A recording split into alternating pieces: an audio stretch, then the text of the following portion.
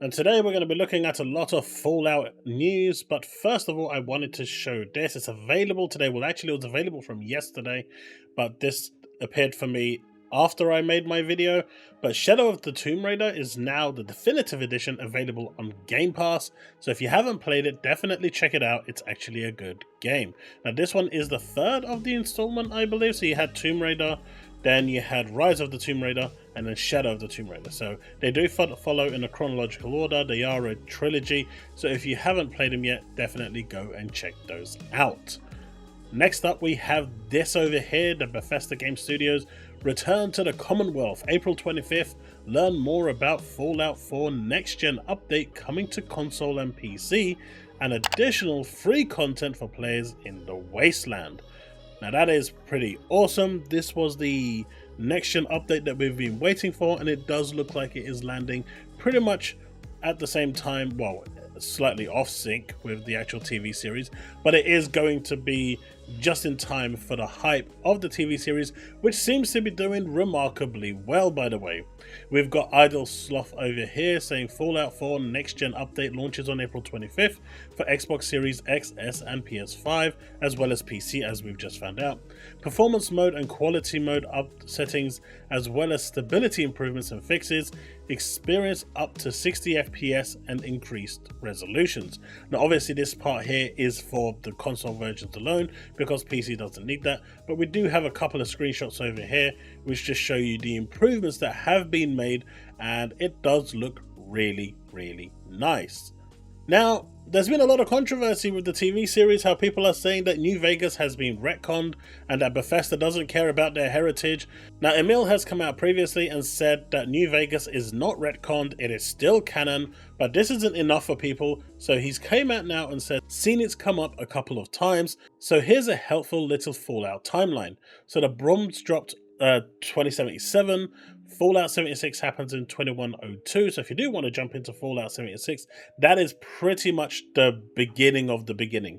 Then you got Fallout 1, which was 2161, Fallout Tactics at 2197, Fallout 2, 2241, Fallout 3, 2277, and then Vegas happens in 2281.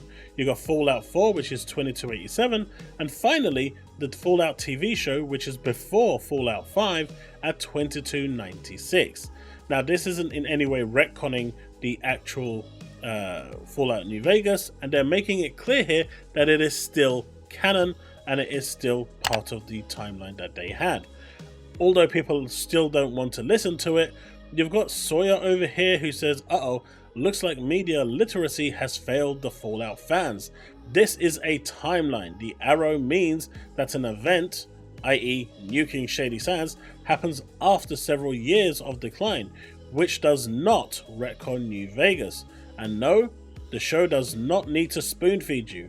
Hope this helps.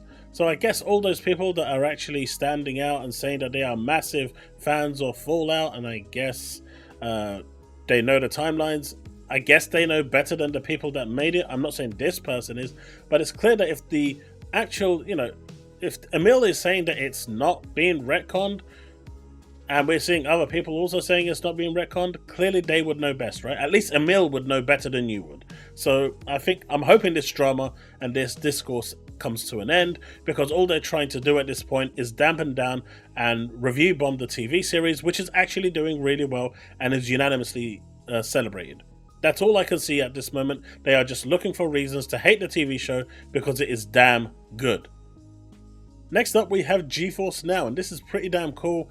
GeForce Now, Vault into the Cloud, Bethesda's Fallout series, Go Gigantic, and other titles joined the cloud this week. GeForce Now Thursday, and as you can see here, you've got the Fallout 4 and Fallout 76 now appearing on GeForce Now for those of you that want to stream them with either the basic plan, free plan, or the premium plan with a 4080 Nvidia graphics card. So hopefully you're in the mood for some Fallout entertainment, because Fallout right now is the talk of everyone. The TV series is doing rounds. All 10 episodes are now available on Amazon Prime for you to go and watch. And if you did like Fallout before, don't forget that the Fallout series is coming back in a next gen form on April the 25th, and we have these amazing shots here that show you just how much work has gone into them to build them up. Obviously, it's not a remake, but it's just a next-gen update that should make the game look better, feel better, and hopefully give you a better form of entertainment. Now, Cloberall over here says Spyro Reignited Trilogy has been added to the Microsoft Store for PC. A Game Pass release seems to be coming soon. Also lists Xbox achievements. So the fact that this lists Xbox achievements is a good indication that Spyro Reignited is going to be going over to Xbox Game Pass. It is an Activision game, and so it makes sense to be on Game Pass. It is now a first-party title, and all first-party titles are on Game Pass. So for those of you that are looking forward to Spyro Reignited Trilogy, who haven't played it yet or picked it up yet, rest assured there's it's going to happen. So at some point Spyro Reignited Trilogy will be coming to Xbox Game Pass, and now that it's on the Microsoft Store with the whole Play Anywhere aspect, it's going to be even quicker. So even if you just wanted to buy it, it means that you can play it anywhere. So that is really, really cool. Right, now we move over to some Square Enix news, and we have some Foamstars news. And apparently, according to Hazard Gaming Dragon of Dojima, Foamstars has lost nearly 95% of its player base. Game was day one launch on PS5, PS4, and PS Plus Essential. And with that, Foamstars was supposed to be this Splatoon competition. It was supposed to take it on and, give it a challenge, a run for its money. But it turns out that the actual game itself just didn't live up to the hype. The PlayStation fans didn't take a liking to it. It's another example of a live service game being limited to one platform that actually didn't do very well. Now, I know people are going to say, well, what about Helldivers 2? That's not limited to one platform. That's on PC as well. And PC has been carrying Helldivers and is still carrying Helldivers. Not PlayStation, but PC is carrying it. And there is no one that can really dispute that. So hopefully going forward, when we see these live service games, people will start to realize that porting them to one platform isn't really advisable, especially with an experimental title like this. You kind of want as many players as possible. But, Square Enix's decisions on pushing games to PlayStation and not learning from it seems to be a common trend. Final Fantasy VII Rebirth, as of right now, has sold 2 million copies, which is less than Final Fantasy 16, which people are calling a unanimous flop. So, I'm not calling it a flop. I actually think the game is good. 3 million copies isn't bad, but considering you've got an install base of 50 to 52 million, 3 million is not great.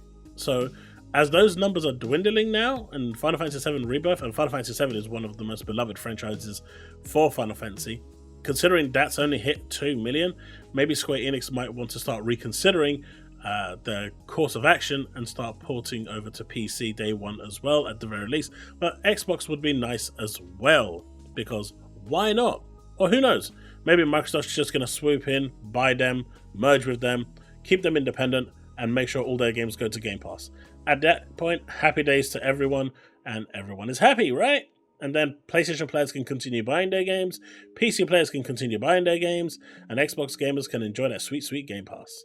Well, everyone, that's the video. Thank you so much for watching. I hope you've enjoyed it. Again, no stream today. If you have enjoyed this video, do leave a thumbs up, smash that red button. We are almost at 7,000 subs, and I am planning to do a giveaway at 7,000 subs. And of course, don't forget to hit that bell to stay up to date with all content I release. You can support me further by going to my Patreon, YouTube membership, or the super thanks at the bottom. And I'll see you in the next one. Remain legend.